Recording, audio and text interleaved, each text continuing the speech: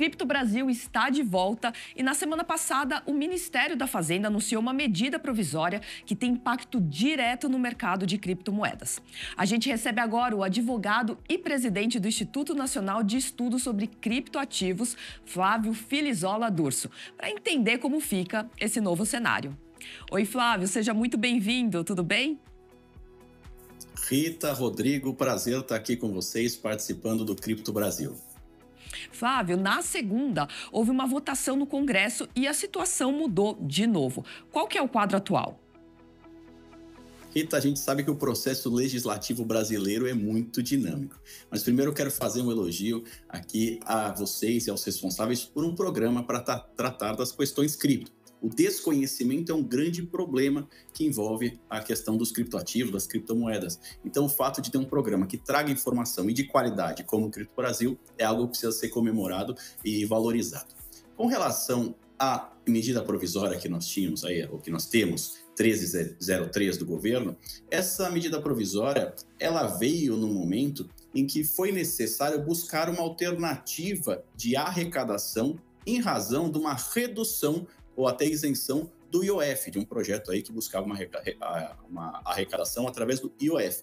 E aí, verificando o que havia disponível, constatou-se que havia uma faixa de isenção para ganho de capital de até R$35 mil para corretoras nacionais. Verificando ou constatando essa realidade, o governo então percebeu uma possibilidade de compensar essa diminuição de arrecadação em razão da redução nesses ganhos de capital em corretoras nacionais. Qual foi a justificativa que o governo dá para diminuir esse valor, né? Para zerar na prática o valor de isenção de imposto de renda? Eu acho que esse foi o tópico que mais gerou gritaria ali entre os investidores e mesmo as empresas de criptoativos, né? Incluindo algumas que dizem que até que pode matar o mercado local aqui se essa isenção continuar vigente. O que você acha que foi o principal motivo do governo acabar com ela? Rodrigo, excelente pergunta. O que a gente verifica é que não há uma razão para você retirar essa isenção.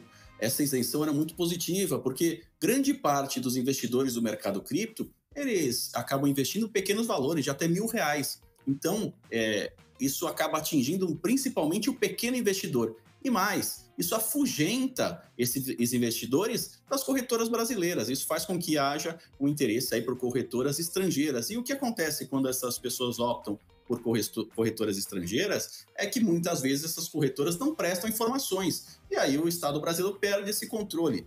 Não é a forma mais adequada você buscar tributar, principalmente em corretoras nacionais, esses ganhos de capital.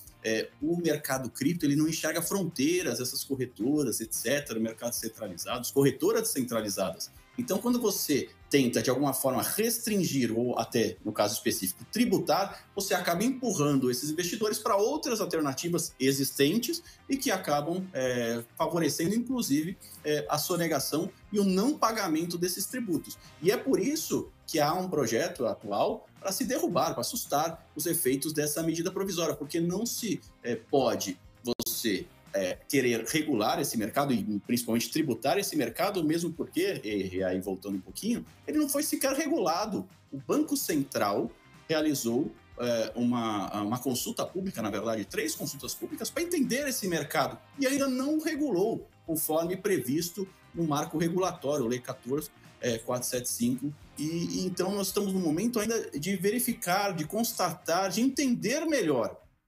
E a medida provisória também não é a forma mais adequada para se estabelecer aí um tributo. Isso pode ser questionado a legalidade ou até a constitucionalidade dessa medida. Flávio, você acha que, no caso, o Ministério da Fazenda meio que passou na frente até do Banco Central, inclusive dificultando, então, uma possibilidade de regulamentação?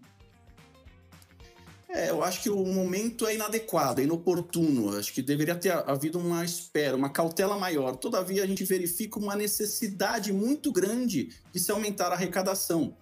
Um problema é que nós vemos um gasto e aí não uma questão política, mas uma constatação, um gasto muito grande por parte do Estado brasileiro, e há uma necessidade de arrecadação para suprir aí as necessidades desses gastos. E, infelizmente, o mercado cripto acabou sendo objeto desse foco, dessa atenção por parte do governo. O que, reitero, é prejudicial para o mercado que está em expansão, um mercado que traz muitas possibilidades, muito rico, e que o governo brasileiro tem que enxergar com outros olhos, como faz com o Drex, enxergando ali de uma forma positiva e cheio de oportunidades.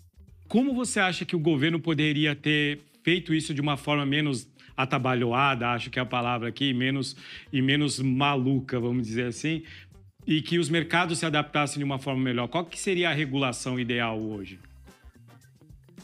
A regulação é criar regras que, de um lado, não sufoquem esse mercado, e a questão de tributação sufoca, afugenta esses investidores das corretoras nacionais, e, por outro lado, também não deixa esse mercado tão solto, porque é um mercado, como os demais, que precisa de uma regulação até para trazer essa segurança. Muitas vezes, e aí no Instituto a gente faz esse trabalho de levar informação, conhecimento ao público, a gente ouve as pessoas falarem que é um mercado que não tem controle, desregulado, bagunçado, sem regras. Não é isso. Nós temos leis, Lei 14.478, nós temos leis, regras específicas para esses mercados, para as prestadoras de serviços de ativos virtuais. Nós temos tipos penais específicos, fraude e utilização de ativos virtuais, 171A, o artigo 171A. Então, nós temos já um arcabouço jurídico que está sendo construído, mas é muito inicial, nós estamos num começo ainda de leis, de regras para tentar fazer com que haja esse desenvolvimento saudável desse mercado. Então, você sufocar esse mercado neste momento não é a forma mais adequada. Pelo contrário, como eu disse, afugenta e faz com que as pessoas busquem alternativas. Nós vimos isso, por exemplo, no caso do Simples. Você acreditar que só porque você está regulando vai fazer as pessoas fugirem ou buscar alternativas, está errado. Quando se criou o Simples, se trouxe muitas pessoas que estavam na informalidade, mas com uma vantagem, que é a redução tributária. Ao contrário dessa proposta de se estabelecer essa tributação de 17,5%. Com certeza, Flávio. Bom ponto. Muito obrigada também pela conversa de hoje e todos os esclarecimentos aqui no Cripto Brasil. Obrigado, Flávio. Obrigado, estou sempre à disposição de vocês. Um abraço a todos.